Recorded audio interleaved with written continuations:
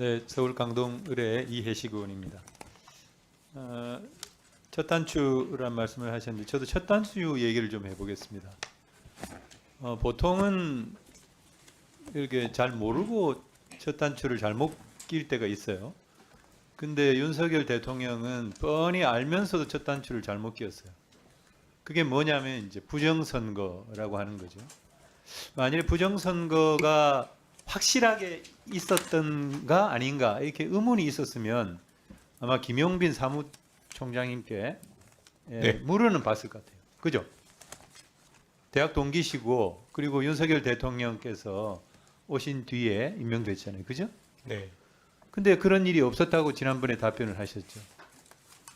지금 부정선거 때문에 결국 계엄을 발동을 했고 계엄을 발동을 한 이유가 부정선거 때문이었다. 말하자면 민주적 기본 질서, 자유민주적 기본 질서의 가장 근간이 되는 선거가 문제가 있다라고 아예 민주주의 자체를 부정할 수 있는 그런 전제를 세운 거죠.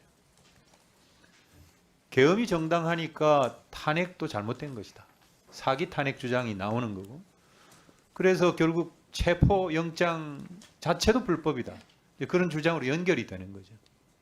그래서 단추를 새로 끼우려면은 처음부터 다시 풀어가야 되죠. 그래서 결국 체포영장을 확실하게 집행하는 거. 거기부터 시작하지 않으면 안 된다라는 결론이 나올 수밖에 없다고 생각이 됩니다. 그래서 우리 이호영 직무대행께서 체포영장 집행에 만전을 기해 주셔야 된다. 그렇게 생각합니다. 국수본이 공조본 구성해서 하고 있습니다만은 언제쯤 가능합니까? 뭐 언제라고 말씀드릴 수는 없고요. 국수본에서 적극적인 의지를 갖고 할 수 있도록 저희들이 뭐 지원을 하겠습니다. 대행께서는 적극적인 의지가 있습니까? 저는 뭐 그걸 말씀드릴 수는 없고요. 지원은 적극적으로 하겠습니다. 아니 의지가 없어요? 제가 집행하는 게 아니기 때문에요. 지원- 국수본에서 하는 지원한다고 구체적 그랬잖아요. 사건에 대해서 관여할 수는 없습니다. 지원을 하신다 그랬잖아요. 네, 밀접 무적 자원입니다. 알겠습니다. 우리 대행께 질의하겠습니다. 보통 그 경찰 경호 대상자로 가포, 을호, 병호 이렇게 나누고 있습니까? 예, 그렇습니다. 가포는 이제 대통령과 그 가족, 대통령 권한대행과 그 가족 등이고, 을호는 국회의장, 대법원장, 헌법재판소장, 국무총리, 대통령 선거 후보자 맞습니까? 예, 맞습니다. 근데 이 병호는 을호 이외의 사람으로서 경찰청장이 경호가 필요하다고 인정한 사람, 예. 그 맞습니까? 예, 맞습니다. 그렇다면 지금 현재 경찰청장의 필요에 의해서 경호 대상자로 분류한 사람들이 있습니까? 제가 확인을 해봐야 될 것 같습니다. 일부 있는 것으로 알고 있는데 제가 네, 그 구체적인 자료로 내역은- 좀 주시고요. 네네. PPT 녹취 한번 들어보시죠. PPT 한번 보세요. 여보세요. 야 오늘 이재명이 모가지 날아간다. 밤 11시에 기대해라. 뭐 내용 잘 아시죠, 대행님께서도. 그리고 최근에 극우 유튜버로 추정이 되는 이도끼라는 사람이 이재명 대표 차량으로 치겠다. 이재명 대표를 차량으로 치겠다. 이런 테러를 예고하는 제보가 있었고 저기 카톡에 보십니다마는 재명이 대통령이 되면 어떻게든 사살시키러 가겠습니다. 이런 그 살해 협박, 테러 예고 이런 것들이 많이 올라오고 있습니다. 경찰에도 신고가 많이 접수가 되고 있죠. 그렇죠? 네. 네. 그리고 이재명 당 대표뿐만 아니라 헌법재판관에 대해서도 특히 이미선 헌재판사, 헌법재판관 내외 평생 밤길 조심들 하시라 이런 협박성 댓글이 넘쳐나고 있습니다. 그래서 자체적으로 경찰청장의 필요에 의해서 경호 대상자를 분류를 하고 경호를 해야 된다고 생각하는데 어떠세요? 답변하시기 전에요. 그 지난 과거 사례를 제가 잠깐 보겠습니다. 2014년도에는 헌법재판관 8명 그리고 2017년도에는 PPT 없습니까? 2017년도에는 헌법재판관 7명에 대해서 각각 4명 그리고 3명씩 경호를 이 근접 경호를 한 적이 있습니다.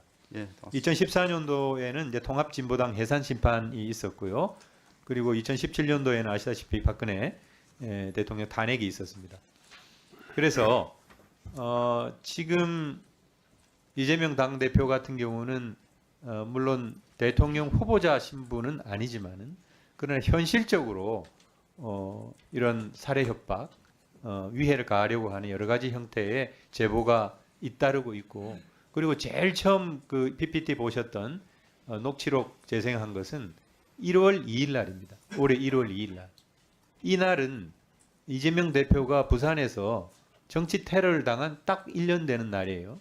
아마 이 사람이 그걸 알고 이런 협박을 했다고 저는 생각을 하는데, 그렇다면 적어도 지금 상황에서 경찰이 이것을 수수방관할 것이 아니라 이재명 대표를 포함한 현재 헌법재판관은 마찬가지고, 그리고 정치권에 있는 여러 인사들에 대해서 어떤 중요도에 따라 가지고 뭐 순번을 매긴다든지 이런 방식으로 해서 자체적인 경호 계획을 수립할 필요가 있다고 생각이 됩니다.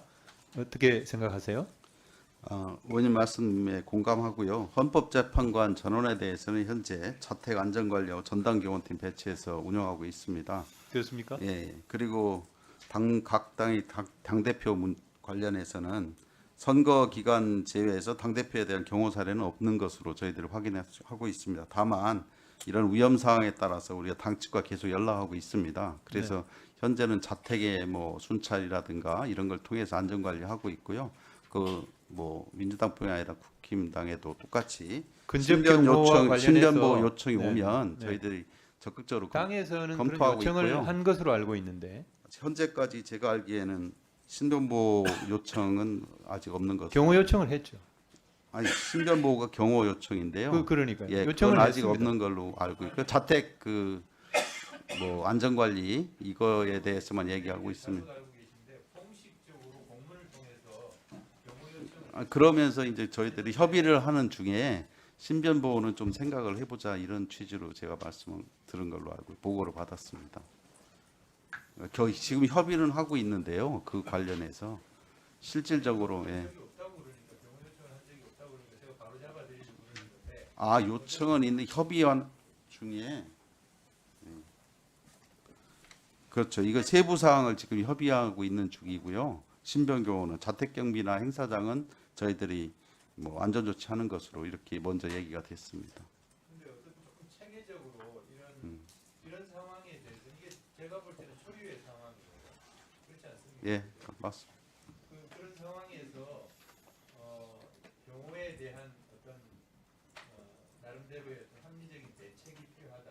그렇다면 경찰청에서 그냥 개별적인 협의에만 맡겨둘 게 아니라 이 문제를 어떻게 제도적으로 혹은 또 지금 현재 상황을 반영해서 어떻게 보완할 것인가. 한번 검토해 보겠습니다. 좀 체계적 검토를 해서 답변을 주시기 바랍니다. 알겠습니다. 네, 수고하셨습니다. 다음은